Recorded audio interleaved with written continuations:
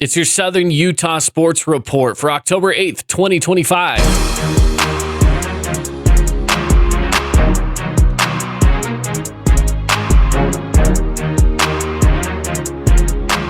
Welcome back on into the podcast, the Southern Utah Sports Report. My name is Caden Formaster. Thank you for joining me on the show today. And we've got a lot of exciting stuff to get on into. So let's get on into it, shall we?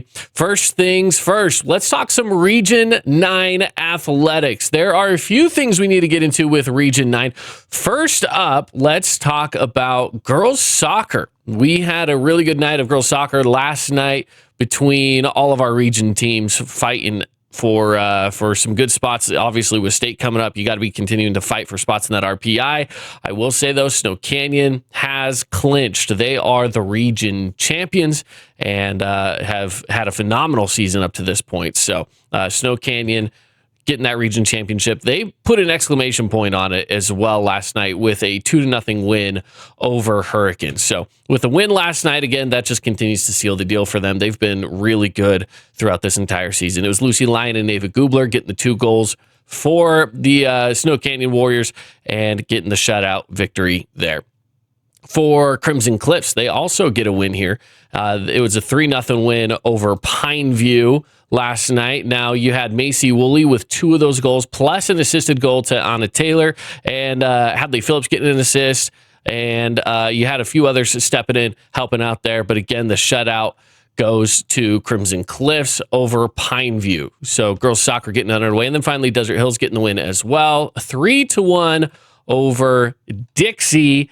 And you had a few different goals coming off of Izzy Miller, Chloe Morris, and Camry Jurgensen. So Haley Jackson getting the 1 goal for Dixie as well. So we're getting closer to wrapping up the season for soccer before we get on into the playoffs, of course. Right now, the RPI shut down, so we don't have a fully updated RPI list of where everyone's settling in, just because, again, it's shut down. These wins and losses that are happening as of last night are going to affect the RPI. Maybe not a ton.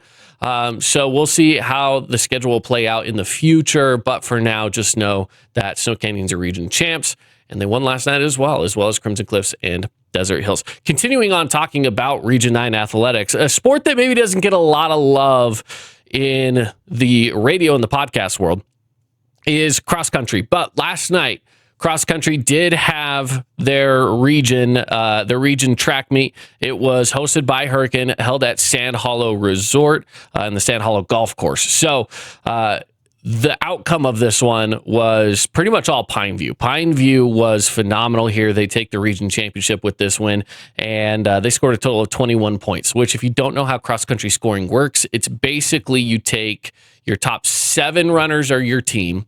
You take the top 5 runners' final position. So if you finish first, that's 1 point. If you finish second, that's 2 points, so on and so forth. Whoever has the least amount of points is the team that wins the least amount of points through your top 5 runners.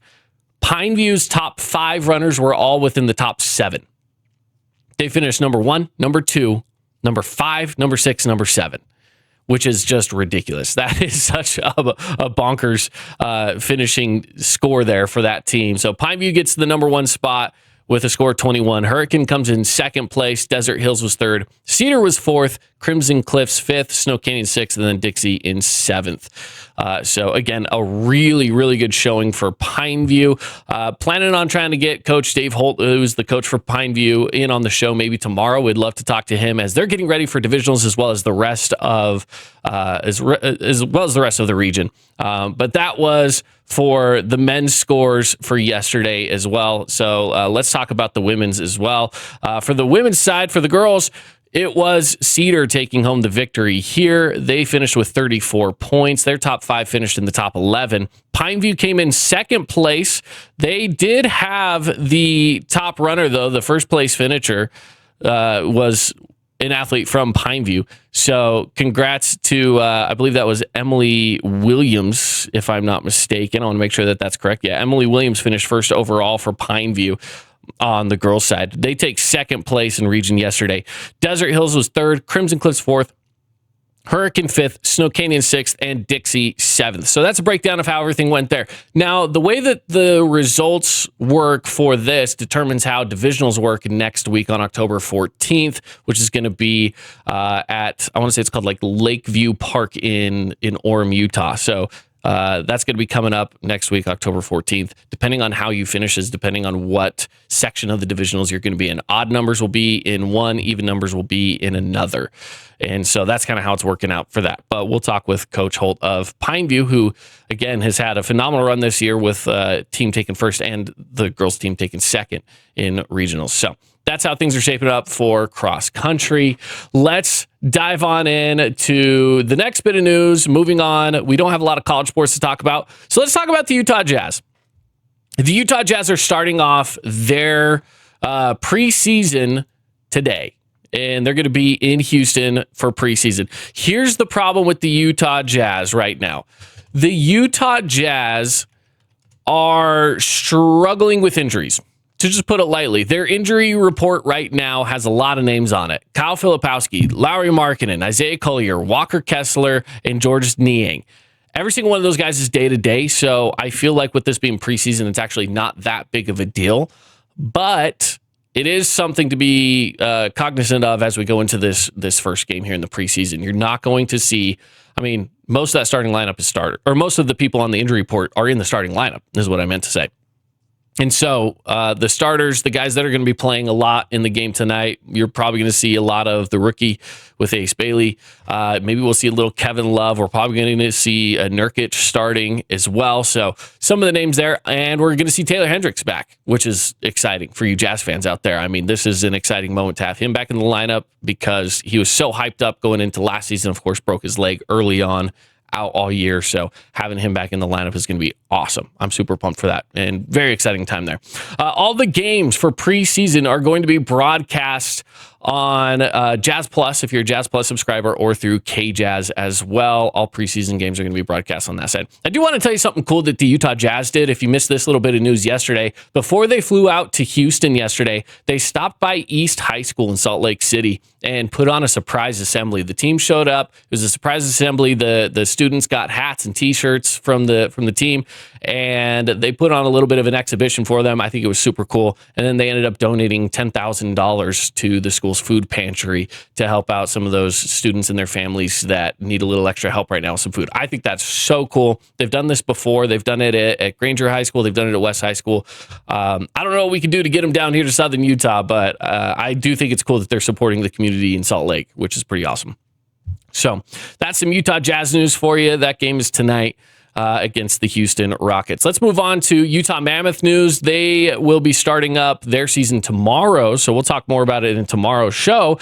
However, they did do something really cool as well. They opened up the practice facility for tours to the public. Hundreds of people lined up to go see the practice facility, which is of course, it's now done, it's finished, and that's exciting in itself. But they are also in talks of something that does affect us here in Southern Utah. A few weeks ago, Ryan Smith, the owner of the Utah Jazz and the Utah Mammoth, went on the radio in Salt Lake to talk with DJ and PK, David James and Patrick. I don't even remember his last name.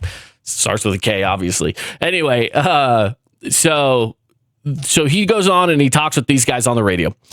And he's talking about the AHL, which is basically the minor league system to the NHL.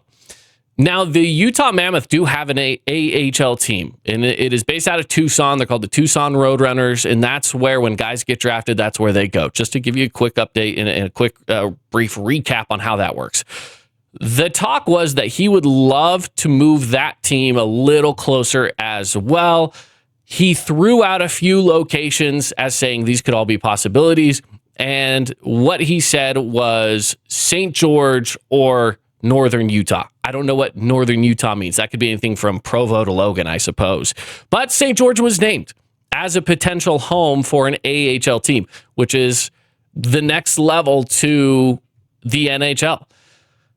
And I want to know if we feel like we could support an AHL team. And I think we could. I think that there is a growing appreciation for the sport. But I think the issue that they would maybe run into is that this area has so many Vegas Golden Knights fans, which is valid. We're much closer to Las Vegas than we are to Salt Lake City. However, we are in Utah, and so we hold that Utah name, which the Mammoth, of course, use as well. So if they bring an AHL team here, is it going to be something that the community can support? Is this going to be something that they want to support? And the other big question would be, where are they going to put it? Now, we do know that Black Desert Resort's putting an arena out there. And so maybe that would be something that could be viable. I don't know. I don't know if it's going to be built for a smaller scale, more like a basketball scale, or if it's going to be built big enough that it could host hockey. Who's to say? We don't know. The other option would be that the Utah Grizzlies are out of town. And so they could take over the Maverick Center up in West Valley. That's another option. But it is possible that Utah Mammoth could put minor league hockey right here in Southern Utah, which would be amazing. I think that'd be awesome. All right. Let's move on from the Utah Mammoth. Tonight, there is some hockey in action a little closer to home, Las Vegas. The Vegas Golden Knights are hosting the LA Kings for the opening night of the NHL. First game, regular season game, is tonight in Las Vegas. This is an 8 o'clock puck drop. So if you are a Vegas Golden Knights fan, tonight's the night. And again, you Utah Mammoth fans, you're going to have to wait a little bit longer. But we do have some of that going on. Before we wrap up the show today, just as a reminder to everybody, one thing that you can do, which is a ton of fun, play along with us every single week for the Zag Picks of the Week. I'm going to show you just how easy it is here. If you head on over to the Fan Sports Network website, and for those of you watching on YouTube, you're going to see what we're talking about. If you're just listening on the podcast, well, then tune in closely. Head on over to thefansportsnetwork.com. If you head on over to the Contest tab, you can find the Zag Picks of the Week. Or if you're on the homepage, it's going to be the first thing you see. Just click on that. It's going to take you to this page. As you scroll down, you can see exactly what you can win, which is first place winner, $150 to Zag, $50 to Kabuto Sushi and Ramen. And so there's a great prize in it for you. Plus, second place is $100 to Zag, $40 to Kabuto's. Third place, $75 to Zag, $30 to Kabuto's. No matter what, you're winning big. So all you have to do, give us a little info so we know who you are, so we can contact you if you do win. And then it's just a matter of going through the games and picking which ones pick all of them, obviously, but pick the guys that you think are going to win. Pick the teams you think are going to win. So this is all football based. We're talking game number 1, because we don't have Region 9 games, by the way. Normally we throw in a high school game here, but we don't have high school games this week with it being fall break. So we'll jump right on into college. We've got BYU at Arizona. This is game number 1. Arizona State at Utah, Alabama's at Missouri, Indiana at Oregon, Utah State at Hawaii, and then we jump on into the NFL. Seattle Seahawks at Jacksonville Jaguars, San Francisco 49ers at Tampa Bay Buccaneers, Detroit Lions at Kansas City Chiefs, Buffalo Bills at Atlanta Falcons, and then finally the Chicago Bears at Washington Commanders. So you go ahead, you select who you think is going to win in all of those, and then there's a tiebreaker at the bottom. In case you get all 10 correct and so does somebody else, we need to make sure that somebody ends up walking away with the prize.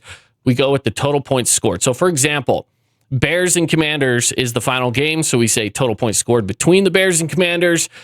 And let's say you think it's going to be a final score of 26-24. Easy math, 50. Okay, you just put 50 into that box. And that's it. And you can go ahead and submit it.